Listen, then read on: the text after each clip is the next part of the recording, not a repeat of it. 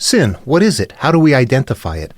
A recent video I posted on the prayer of Manasa talks about that, and I am kind of working a little bit with a friend of mine, and he sent me a message here after that. Here, I got the message from Stefan. Let's talk about sin, a word that awakens the greatest fears in people when understood literally. What I'm slowly realizing, which can sometimes be difficult given existing beliefs, is that sin in its essence does not exist. It exists when we see it as sin, and sometimes we may think of things that are essentially good as sin, and then we package them within ourselves. So if I understand correctly, there is a situation with a person or people involved in it, but my perception of that situation is what can decide whether it's a sin or not, if I understand things correctly. Yes. Dear brother, I think we need a more detailed breakdown of beliefs about sin. It's time for a new video on this topic, isolated, and it's great to add on the material for the prayer of Manasa, because it contains a lot of forgiveness, the forgiveness theme, if you agree. Yes, exactly. If anybody sees Stefan, comment down below. Go ahead and say hi to him. He lives in Serbia, where people that seek are all from the same place, planet Earth. Okay. Sin. Yeah, this is a good one, because we are, especially if you come up through Christian roots, you have this kind of idea of something, that you're a sinner and all that kind of stuff, and we have to figure out what's going on. Okay, that is the religious carrier shell. What is behind all of that? There is actually something taught across the board in all traditions that is exactly the same thing, but it's not called sin. Sin is an analogous term. So we have to extract ourselves from that. But what truly is sin? Sin is not something that you do to somebody else. In this case, sin is what you do to yourself. And you know what I'm going to suggest here is that there's layers to it. But what I'm doing is template extraction. Obviously, if you steal or do something or harm or whatever, that could be called a sin. That's exactly true.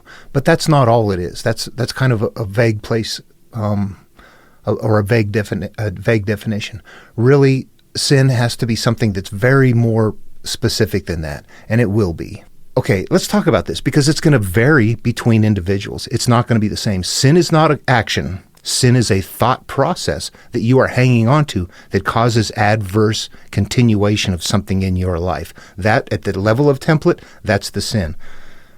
Buddha, verse 1, all that we are is the result of what we have thought. It's founded on our thoughts. It's based in our thoughts. If a man has ever had an evil thought, pain follows them like a wheel follows the hoof of the ox that draws the carriage. Where the ox drawing the carriage, the evil thought, there's a cyclical something coming after me. That right there would be the sin, an evil thought. What have you had? What have you had up here that's not okay?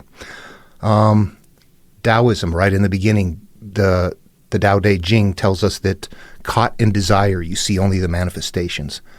Free from desire, you see the mystery.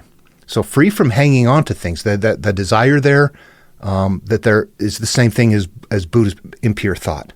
It's desire. It's you're holding on to something mentally that is causing issues. So as long as you have had an impure thought, or something that you have named, something you have classified, it's going to continue to reemerge. Some things are good. If I remember the wonderful smell of Grandma's apple pie, and that cycles through my life, it doesn't hurt me. That's not a sin. If I remember I stole $20 out of my grandma's purse when I was a kid one time and didn't tell her about it and feel guilty about it, and I've never got a chance to resolve that over and over again, that's a sin. That's something that bothers me.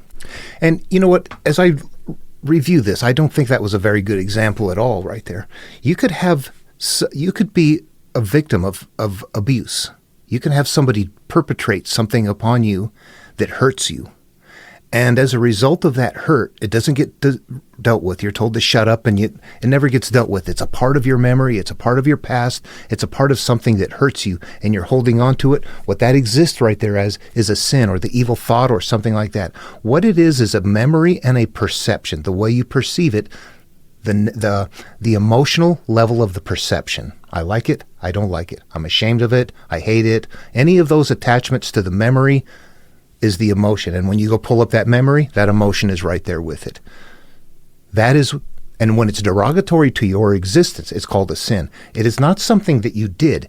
It is a mental process. It's a result of a mental process that causes a continuation of hurt in life. It could be unresolved victim status. Here's another thing. Okay, think about this. This is a weird thing, but this is a good thing to process in your mind. I'm going to make an example. Let's just take two girls that are graduating high school, and they're both devastated. They're crying. One of them is crying because she was looking forward to her father seeing her graduate that day, but he got his third DUI last night and he's in jail, and she's just devastated by it. She can't, her heart is broken.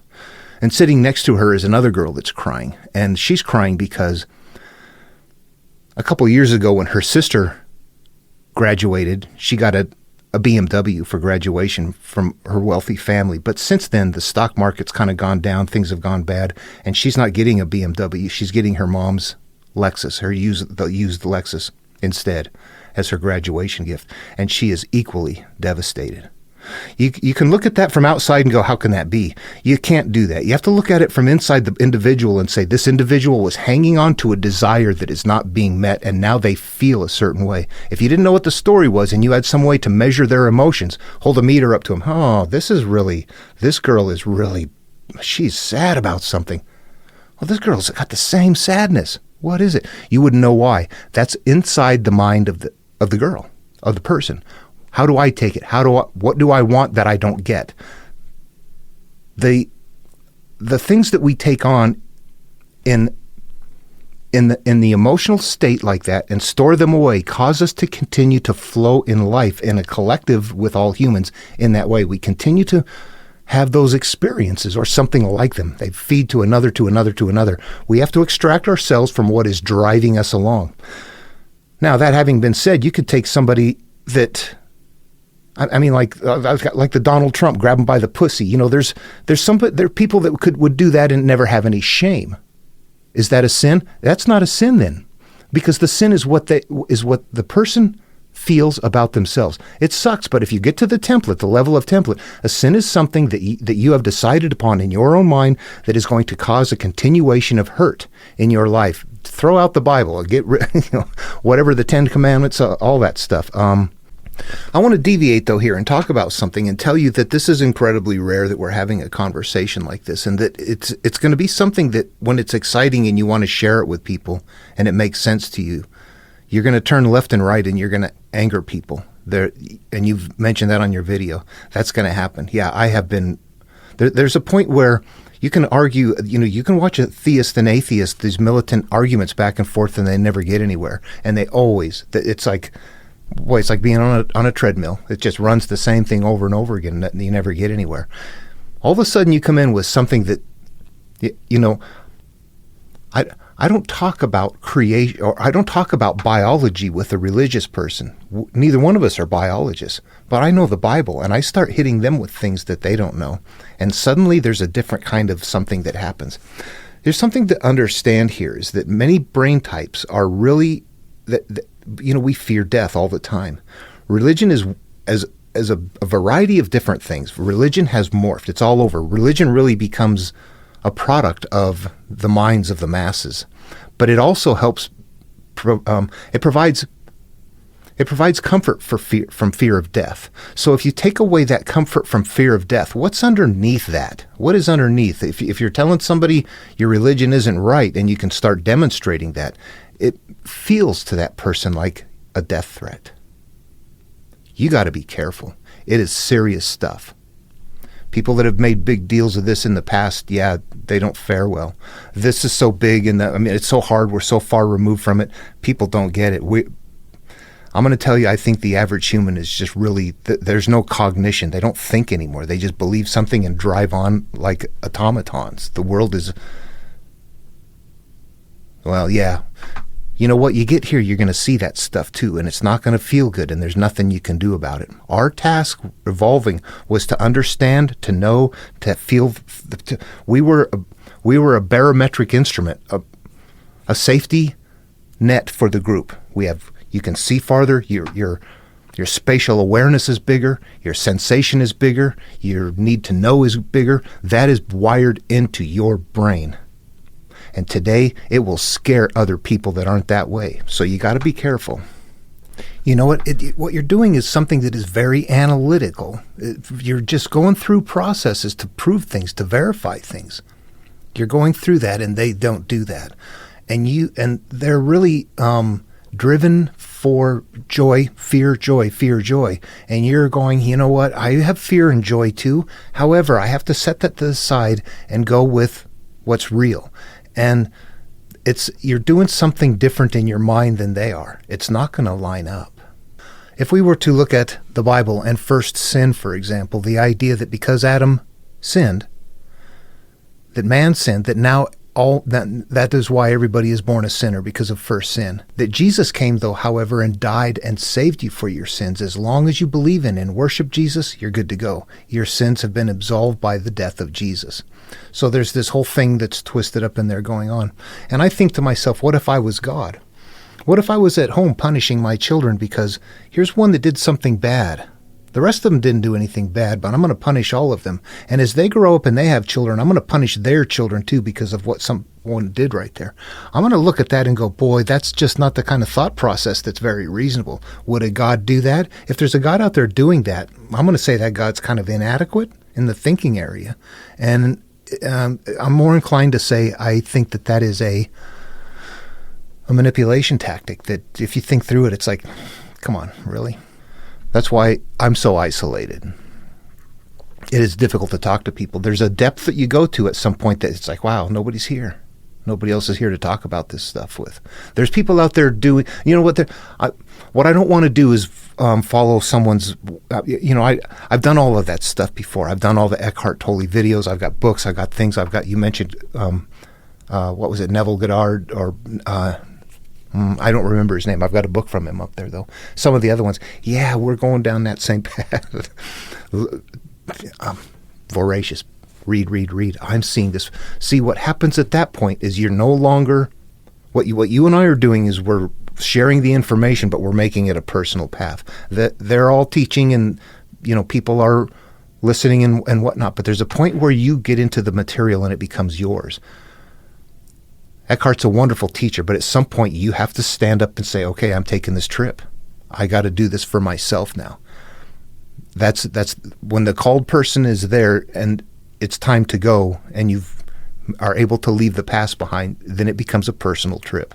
I've got some of Eckhart's books, but if you watch his videos, he's like the guru sitting on the stage that gets the questions from people that he answers. And that's exactly what we're seeing right there, a guru on a stage. But at some point you have to say, all right, guru, thank you. Time for me to take my path. I've gotten your lessons. The Tao that can be told is not the eternal Tao. He is telling the Tao. It's only eternal when you go, okay, it's my trip to take. I'm turning inward and going after my memories. It's at a deeper level. Eckhart doesn't quite teach. I mean, he's a lot gentler. He's a lot gentler than I am. I'm pretty much just, here it is. This happened. You think this way about it. Change the way you think about it. Find a way to change the way you think about it. And in some cases you can't. I'm not talking about, losses, death, things like that. That's a different mechanism. I'm talking about the judgments that we've made along there's no reason to carry them anymore. We're carrying fears and things that we've accumulated that are continuing to steer our life without knowing that that's the case. But honestly, if you go through Jesus' material, it's the odd against your brother. Go resolve the odd against your brother, and then your Father who sees in secret will reward you in secret. The odd against your brother are the sins. It is the things that we have that are unresolved in our minds. What's another one? It's clearing out the mote in your eye. You can't see clearly. What is the mote? What is the eye? First of all, it's the perception. You take all your five senses. They don't do anything except gather data. And then the data it gathers creates an image of what you need to deal with in your mind. Good or bad? What's life like? Take all the input. So the mind's eye really is that right there. How do you view life? What's going on around you? And when you have a lot of judgments in place, you begin to see things happening out there, and you'll start classifying something that's happening to the judgments that you have. So you're beginning to function and believe through those. At any rate, that's the mind's eye right there that gets clogged up. I keep going back to the evolving brain. If you can imagine millions of years ago, how the genetic mutations that optimize this brain for survival, what happens? It has to remember those things. It's very important. But it has a very difficult world, a very dangerous world, but it's very simple by comparison. They don't worry about what store to go shopping at or anything like that. They're worried about food and survival on a day-to-day basis. And that mechanism is incredibly important. You have to remember what's good and what's bad. And when you're seeing new things, you have to remember, I saw this before, this is what it is. Don't do that. You're learning. That's a part of the process. That's what's in place that we don't know about. It's now being improperly employed. At some point, you're understanding that this same teaching here is very repetitive within there, that sins are what are clogging the mind's eye, and prevents us from existing with the higher awareness where we need to focus on. The last video, the prayer of Manasa, was that understanding and focusing and saying, you know what, I keep slipping into these sins, all these things that I am. I need to keep stepping up to the higher awareness and going, I am not that. I am not that. Those are my memories. I am not those memories. I need to stop living through those memories. I am up here. That's yeah. And people around you are not going to be ready for that or anything like that. Okay, so here we are now. We got this brain type, and we're flowing in the collective. It's up. This is for us to find and to understand, and that we are the kind of people that remember and have those feelings. We're going to guide the group by having feelings that the rest of the group doesn't have. They're going to defer to us, though. That's dangerous. I remember things that you don't get out. We're going to be very, well, at least for me anyway. I'm very intense. But it's like when I'm in a group or something like that, I allow a lot. But if we're interchanging, working together or something like that. But I have value systems that if somebody hits a value system, suddenly it's like, nope, we don't go there. And they're tighter than other people's, and sometimes people think I'm, stuck up or something like that. But it's like, I'm not going to ogle the teenage girls at the car wash with you guys. I just don't want to do that. I don't care if it's okay or not. I'm not about that. And then they think something's wrong with you, but you just have different. There's a way your mind's just different than others. And you know what? In a short video like this, that was a very bad example. I realized that's pretty blue collar. There's a lot of people out there that don't ogle the girls. There's just other things. I mean, people get caught up in stuff, and that's just one example. I think across the board, the introverted feeling brain just steps back, and it has a very narrow interest. It doesn't get caught up in all kinds of things that are of the world. It really kind of focuses on something different. I don't know. At least my course in life has been that way. It's strange. I realize I have a very analytical brain, but it's not an engineer's brain. I've been around engineers that are they're also introverted, but they're not NFs. They're not feelers. They get focused in on something else. They're also very detail oriented, but they get stuck in these little things where I don't understand that. How does that work? How does that work? How does that work? And you have the one that can step back and go, you know what? It's more nebulous. You got to let it float. You've got to. This is some old stuff. It's not a one or a zero. It is a whine, which means I feel better. There's something in the background that you have to float into with your head that makes it a little bit different. It's harder to do this than designing a circuit, I think. And there's reasons for it, and you have the capacity to understand that there's differences, and they do not. They think that you are like them, that we're all alike, and that if you're not, that you're opposite them. If you're not them, they have this mechanism that it's friend or foe. We have a mechanism that is much bigger than that. We don't function. They're not going to function at the level that we are. They can't get here. They can't. So you're going to have to learn to recognize that. It'll scare people. It'll push people away. Talk to people like me. Make videos. Now that we got that going on, let's do that. That's a good way to do it. I prefer that. I don't like doing emails. I don't sit and write book-long emails anymore. It's like, we can talk this way. This is a much better mechanism. And the way we're doing it here is fine in public. Other people can benefit from the from the conversation. So, and get involved if they want to. All right, so did I cover all that? Sin, ultimately, at the end of the day, is something that you're holding on to as a decision that you've made in your mind that is not resolved and is causing a continuation of a flow in life. We come from the higher self, but as we begin to live life, judge life, have experiences, we begin to live through those. Those are the sins. That's what we're living through. Until we understand and get back to the higher awareness, we're living through the bundle of memories. For all have sinned and fall short of the glory of God. When we're born, at first we live through that bundle of memories and cease to be connected with the higher self. And then when we resolve those sins, the forgiveness for the sins comes from where? The higher awareness. We have to step back and go, okay, I'm an evolving animal. I got to let myself off the hook. I got all this guilt, all this shame, all these other things. I have to somehow disconnect from that. They're belief systems that I'm holding on to that are killing me. They're just wiping me out. I have to find a way to disconnect from them. Talk to people, do whatever it takes. Get over the fear and resolve this stuff. And then what happens is you get these elevated feelings. Oh my God, that'll happen. That Eckhart talks about that. I might have hit one too, but there was a point where I finally unloaded one thing, and I felt like it was 2 weeks before my feet touched the ground.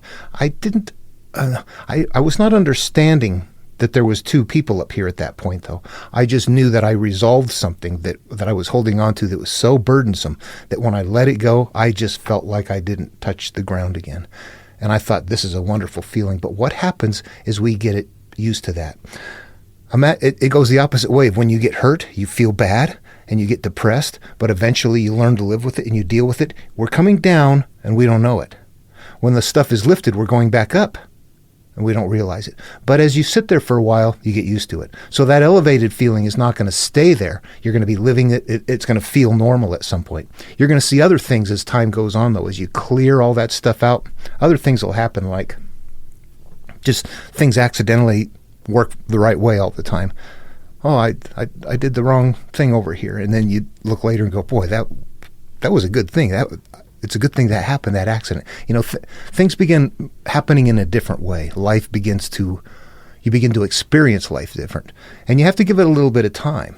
Everything is in motion. You make a change, you're still in a place where all this stuff is in motion, that people around you, they're still holding the mechanisms of all of their memories. You're going to have to gradually shift your position. You're the one that's going to be moving around. They're not. And then that's going to be a part of the path. And what I just described in plain language there is the Jesus verse. If you come to the altar to leave your gift and you realize you have aught against your brother, set your gift down, go resolve the ought first, and your Father who sees in secret will reward you in secret. You're at the altar to leave a gift because you want a better life. If you want a better life and you remember your dragon stuff, take care of that stuff and life will automatically unfold in a better way. That's exactly what happens. It's like, whew, everything that used to be an interference is not there. Now what I want is just kind of flows that way. It happens automatically. Okay. Anyway, that's it. Sin. It's personal. And there's some people that never live through the higher awareness, but they do not suffer if they don't have shame.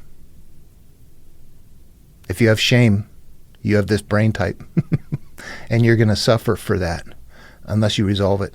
Here's another gotcha with respect to that.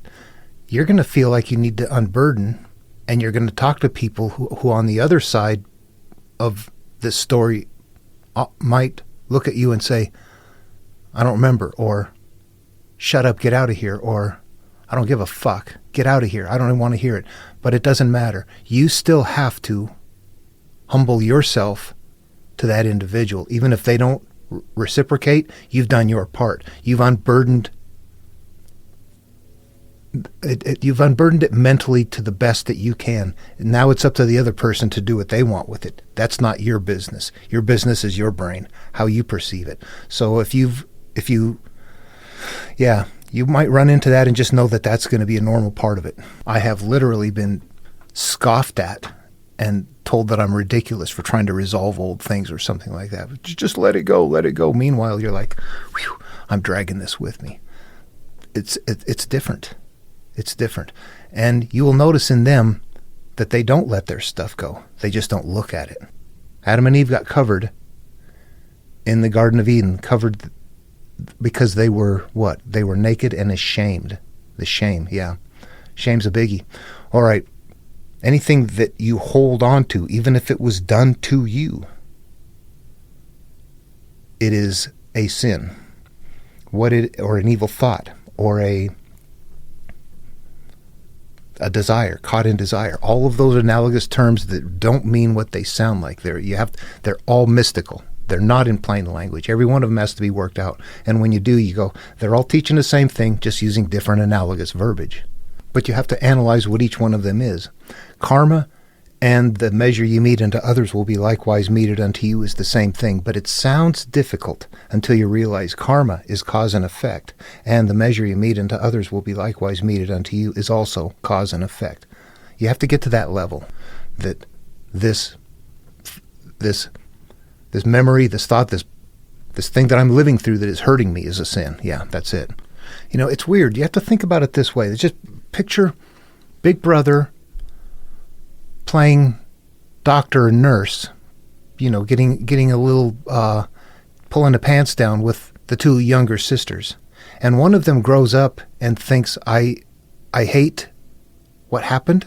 I hate my brother. She doesn't have orgasms. She's devastated for life over that issue. The other girl says, we just played doctor. No big deal. Same thing happened. Two different minds put it away in two different ways, and one of them lives through it as if it's still going on constantly, while the other one just let it go. At the level of template, the sin is hanging on to that and continually living through it. Off the template, the sin would be the boy played with his sisters. It's different. And that's only sin designated in the minds of some. Other people might go, hey, cut it out, kids. Everybody does that, but, you know, we're trying to evolve beyond our primate playing with each other stages, you know, of life. That's normal. You know, some people are going to handle it a lot differently than others. And it's the way that it's remembered and stored away that is the impact. If you understand that that's really what, that doesn't cover sin in the world. It covers sin on the template. It's an analog, and it identifies what that analog is. Outside of that, yeah. Out in the world, whatever sin is or isn't is a nightmare. Get to the template. We just have to understand this right here. There are processes. Those two girls that were hurt like that, they're both at that time sinning. And here I'm referring to the first two girls that were at the graduation.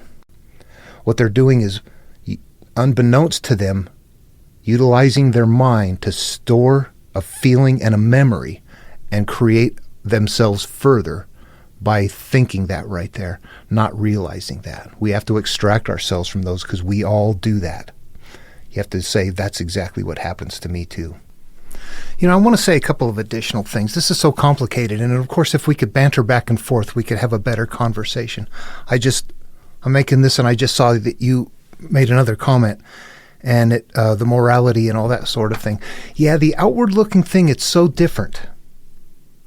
I mean, you know, a mother gets caught stealing a loaf of bread and some cheese in the store. She broke the law. She's stealing it because she's broke and homeless and has a child that she can't get any help for, and she wants to feed it, and she's desperate. You know, what's the real crime here? We're a humanity existing together.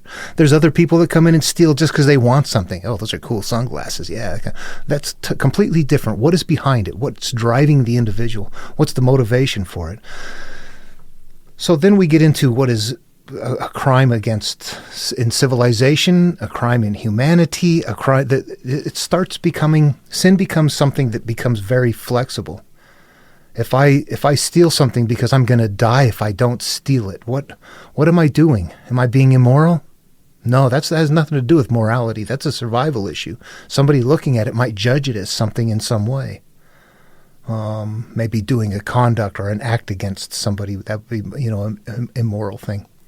If you're hurting somebody, depends what are you hurting them for. Are you defending yourself and defending other people, or are you hurting them just because, shut up.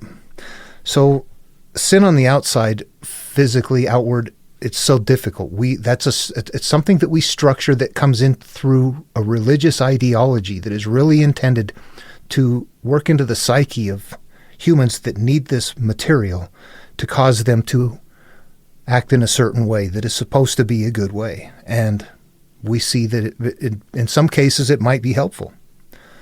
I also know that my aunt, she passed away even before my mom. She was the youngest of the family. She had been very abused, very hurt, the youngest girl. She had a lot of pain in life, and as she got some kind of a fibrosis thing in her lungs, she had to have oxygen, and she was really in a bad way for a long time. She suffered greatly, and the only thing that brought her peace is sometimes she would say, well, one day I'll be with the Lord. And you might not, at times like that, you just want to shut up. Anyway, I wouldn't want to take it away from her. I want to take it away from people who abuse it and use it to hurt others. It's not being used right. And you saw the video. When we're reading Abrahamic material and they refer to sin, this is it every time. It's like naming something, and yeah, anything like that. All of that is part of it. Sin is exactly that once you get to the template. The outer portion, boy, it is so hard for us to extract ourselves from that, because that's a debate that can go on forever. But if we understand we're evolving, we're going to talk about sin a lot different than people who believe we are created. All right, hope this was helpful. Stefan, thanks for sending videos. Love you, brother. Everyone else, hope it was helpful. See you in the next video.